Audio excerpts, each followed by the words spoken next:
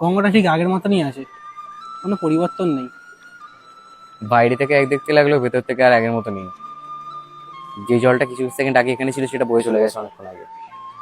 ভালোবাসাটা ঠিক একই, বয়ে চলে যায়। তুই হঠাৎ করে গঙ্গার সাথে নিজের ভালোবাসা তুলনা করছিস? তুই কি তোর এক্সের কথা বলছিস? হ্যাঁ রে, ওর কথাই বলছি। গঙ্গার ওর মতো অনেকটা মিল পাই আমি। দেখ বাইরে থেকে কেমন স্রোতে ভেসে যাচ্ছে, কত সুন্দর, বাট ভেতরে তেমন প্রবল একটা টান। ও ঠিক ওর মতোই ছিল। বাইরেটা যতটা সহজ সরল, ভেতরটা ততই গোপন আবেগে লুকোনো। গঙ্গা যখন বয়ে যায় তখন সে পলি রেখে যায়, সেও কি তোর লাইফে কিছু রেখে যায়নি?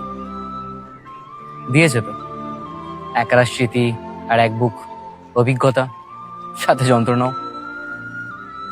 ওসব ছাড়। গঙ্গার জল যখন ঘোলা হয়ে যায়, কিছু দেখা যায় না, ফিতে গেলে দেখবি সব ঠিক হয়ে যায়। নিজেকেও একটু সময় দে, দেখবি সব ঠিক হয়ে যায়। ঠিকই বলেছিস, গঙ্গা বয়ে যায় বলেই সে জীবন্ত।